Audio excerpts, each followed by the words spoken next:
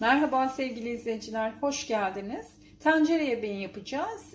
Kuzu haşlama. Tek bir tencerede bütün işlemleri yapacağız. Detaylı olarak anlatmaya çalışacağım sizlere. Hemen tarife geçelim.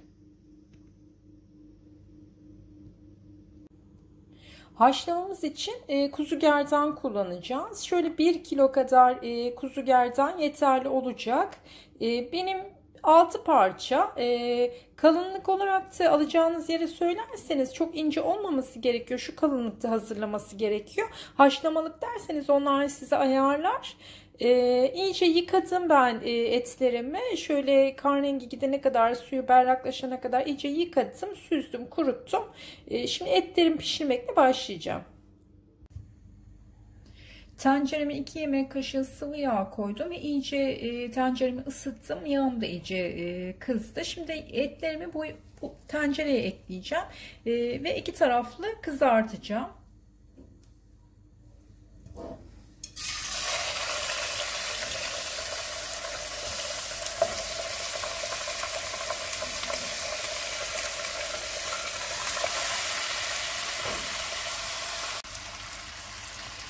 Etlerimizin rengi değişene kadar iki taraflı kızartalım böyle. Yüksek ateşte çevirerek böyle mühürleme işlemi yapalım. Etlerimizi mühürledik. Şimdi mühürlediğimiz etlerimizin üzerine şöyle 10-15 tane arpacık soğan ilave edeceğiz. 10-15 tane bu şekilde arpacık soğan ya da arpacık soğanınız yoksa büyük soğan da olur. İri iri doğradığınız büyük soğan da olur. Soğanlarımı ilave ediyorum.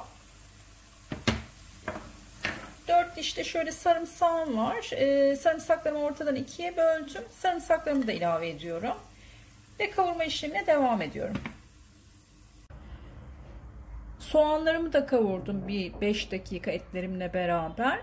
Tencere olarak döküm tencere ya da böyle teflon tencere kullanmaya çalışın ki etleriniz, soğanlarınız tencerenize yapışmasın. Şimdi etlerimin üzerine geçecek kadar sıcak su ilave edeceğim.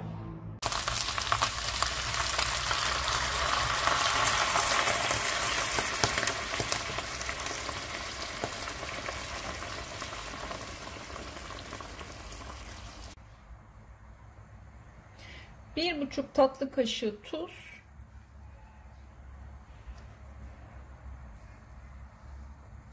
yarım tatlı kaşığı da karabiber. Tane karabiber de kullanabilirsiniz. Toz tane hiç fark etmiyor. Elinizde ne varsa ya da hangisini arzu ederseniz onu kullanabilirsiniz.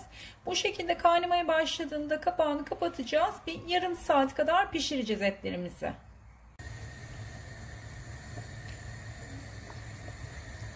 Kaynamaya başladı. Altını kısıyorum. Kapağını da kapatıp yarım saat bu şekilde haşlayacağım. Etlerim pişerken ben de şöyle 3 tane havucu soydum. Şimdi onları halka halka doğrayacağım. Şu şekilde, çok ince olmayacak şekilde, biraz kalınca, şu kalınlıkta halka halka doğrayalım. Böyle 5 tane de patatesim var. Patateslerimi de sadece ortadan ikiye ayıracağım. Çünkü çok büyük değil patateslerim. Ama büyük patatesiniz varsa böyle 3 tane kullanıp onu da 4'e bölebilirsiniz. Benim patateslerim küçük olduğu için sadece şöyle 2'ye böleceğim. Bu şekilde yeterli olacak. Dediğim gibi sizin patatesler büyükse 4'e bölebilirsiniz ve 3 tane patates kullanabilirsiniz.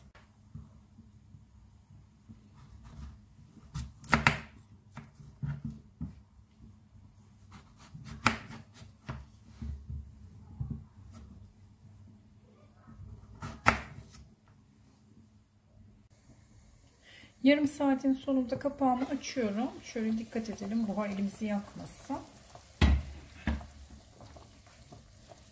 Önce şöyle böldüğümüz patatesleri yine dikkatli bir şekilde, çünkü kaynayan bir su var neticede. Patateslerimi şöyle tek tek haşlama suyuma ilave ediyorum.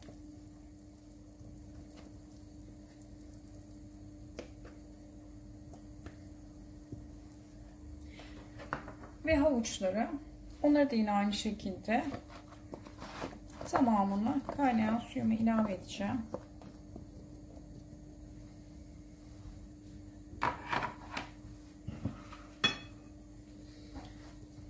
alta gelecek şekilde, sebzelerimi suyun içine geçecek şekilde karıştıracağım.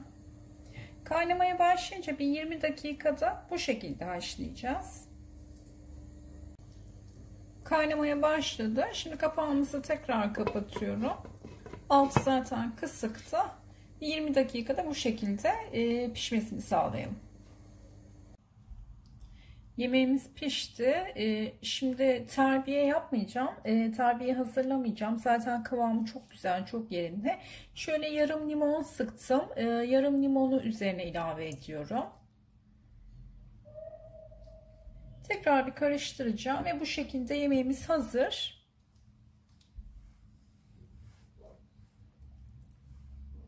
Biraz dinlendirip servise alabiliriz. Servis aşamasında pul biber ve biraz daha limon ilavesi yapabilirsiniz isteğe göre. Buraya kadar izlediğiniz için teşekkür ediyorum. Kanala abone olup paylaşımlarımıza beğeni yapmayı unutmayın lütfen. Tekrar görüşmek dileğiyle. Hoşça kalın.